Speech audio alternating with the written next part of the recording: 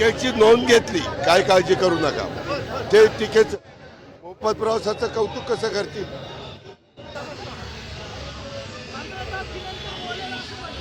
त्यांनी केलेल्या टीकेची मी नोंद घेतलेली आहे. उपमुख्यमंत्री अजित पवार यांनी एका शब्दात मुख्यमंत्र्यांच्या टीकेला उत्तर दिलेलं आहे की त्यांनी केलेल्या टीकेची मी नोंद घेतलेली आहे, असं अजित पवारांचं म्हणणं आहे. कॅमेरामॅन रोहितसह मी योगेश बोरसे, TV9 मराठी, पुणे.